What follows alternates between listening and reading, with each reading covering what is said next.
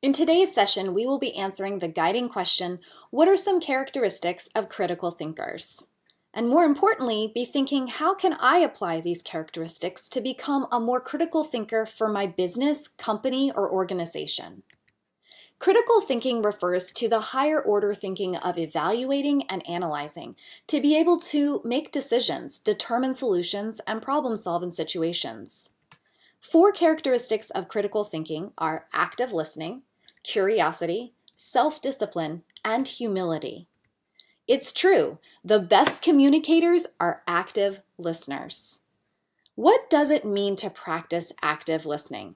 It means listening to understand, taking nonverbal cues, slowing down and practicing silence, training your mind not to be distracted, withholding judgment, avoiding interruptions, and asking deeper questions.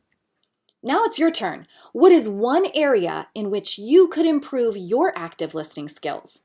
Jot it down on a sticky note and practice that skill throughout the remainder of this session. Curiosity is yet another skill in developing critical thinking. When we are curious, the brain is primed to learn and retain information.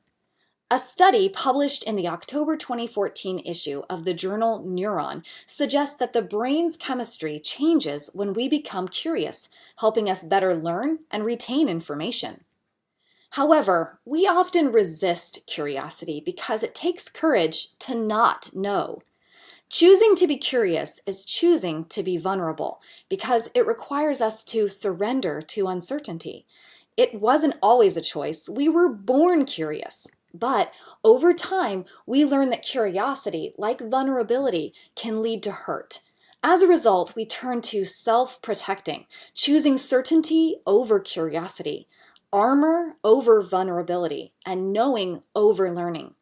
Brené Brown speaks to this in her book, Dare to Lead, when she discusses why many of us are afraid to be curious as a form of defensiveness.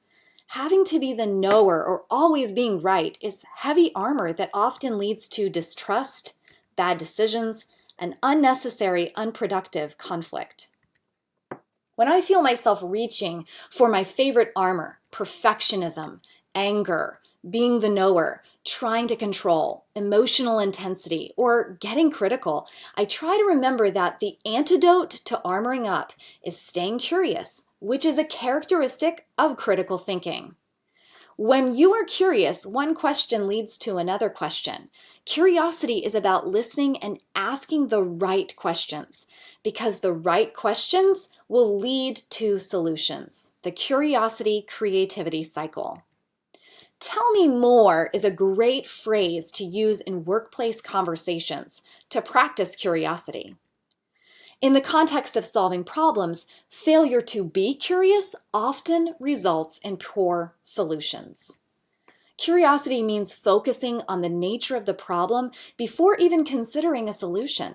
It often reroutes blame so that a solution can be met through a more positive approach with the power of the whole team.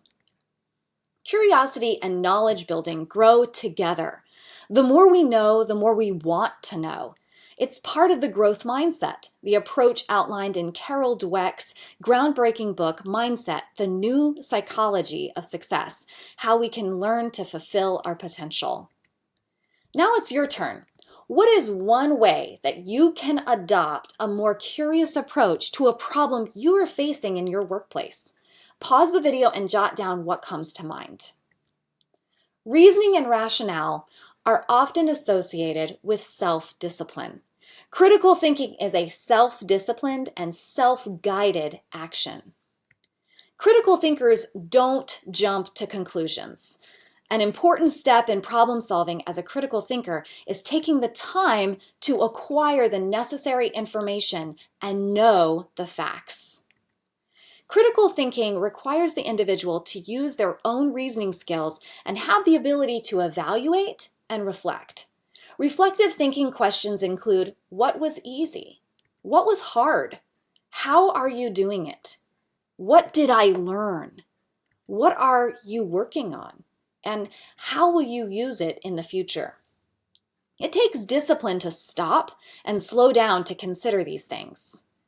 Your turn. Pause the video and choose one of these questions to answer about a recent or current task and write it down.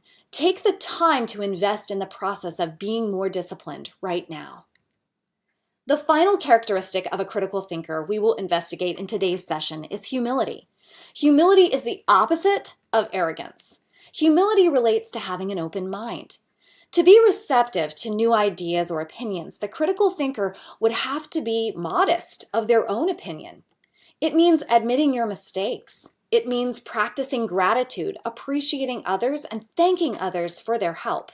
It also means not letting success go to your head.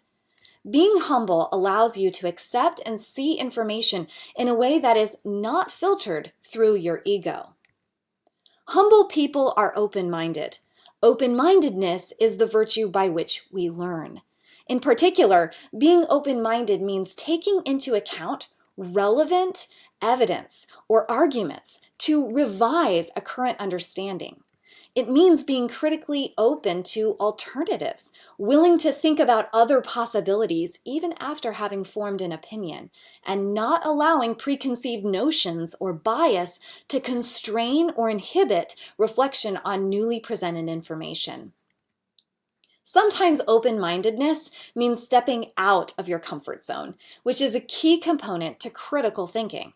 Basically, this concept involves seeing information or circumstances from a different perspective.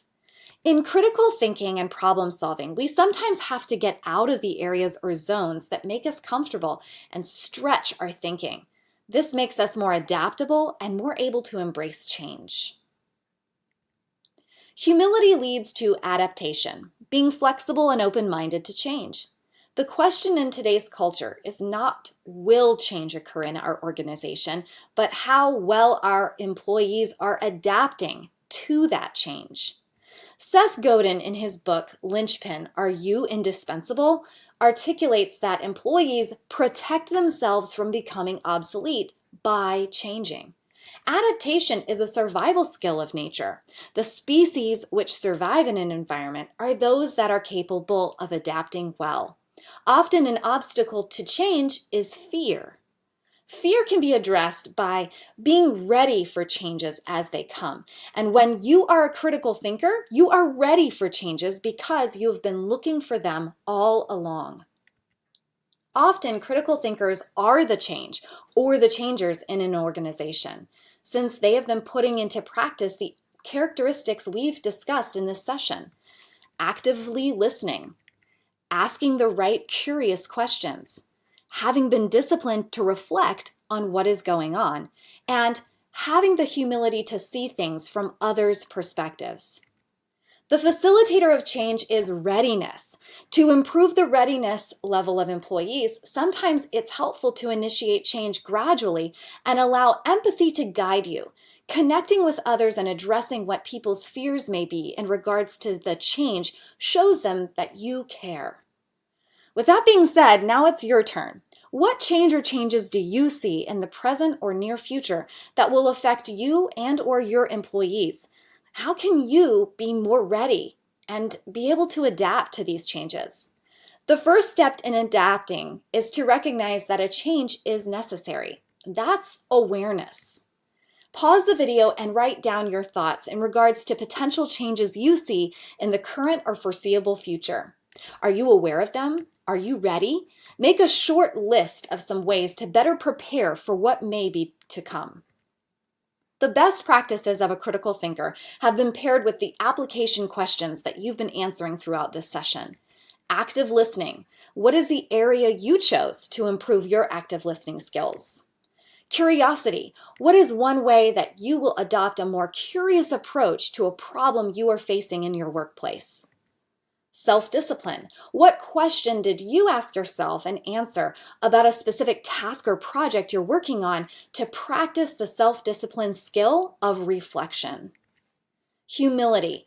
What is a list that you came up with of ways to better adapt and prepare for the current changes or ones that you can see coming in the future?